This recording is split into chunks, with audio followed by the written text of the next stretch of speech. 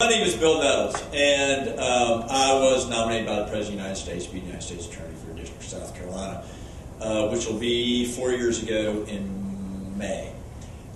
As the introduction stated, I came to this job a little bit differently from most folks in that I was a public defender when David Pascoe was a solicitor in Richland County.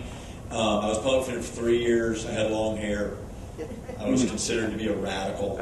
And I cut my hair and wound up being a U.S. attorney. It's really weird. It's like overnight. It's kind of like the Citadel. I went to the Citadel one day and cut all my hair, and next thing you know, I was at the Citadel. So I graduated from Citadel. But I'd like to think that I brought a little bit different take to this job from a lot of folks. And I will tell you one of the things that we've done.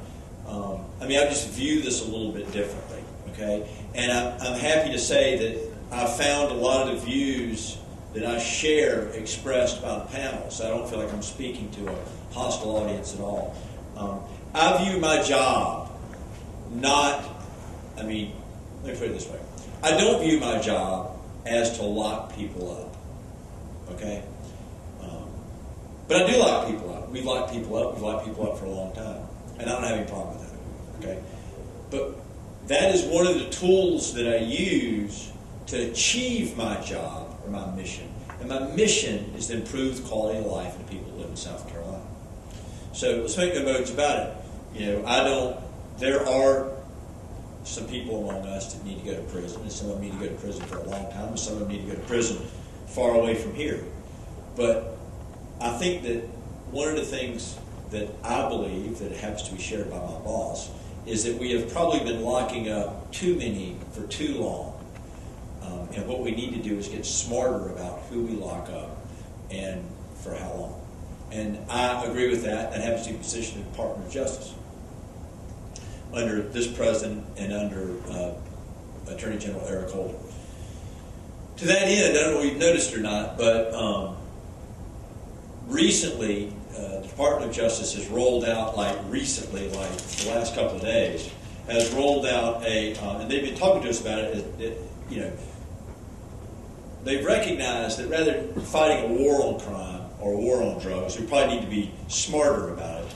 And one of the things that they've done is they've recognized that there are probably some that have been sent to the federal prisons for longer than they need to be.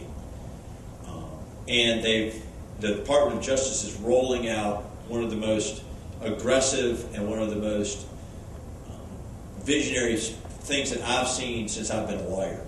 And that is, as part of their Smart on Crime, they're recognizing that we need to have an initiative to grant executive clemency. The Department of Justice has rolled out a plan which would, people that are under 6 criteria that likely would have received a substantial lower sentence if convicted of the same crime today, that are currently in jail, are nonviolent, low-level offenders without significant ties to large-scale criminal organizations, or gangs or cartels, have served at least 10 years of their sentence, do not have a significant criminal history, have demonstrated good conduct in prison, and have no history of violence prior to or during their current terms of imprisonment, are going to be aggressively sought out. And it's pretty interesting what they're doing. The Department of Justice is going to be aggressively, essentially combing the Bureau of Prisons to identify people that should be considered for clemency by the president.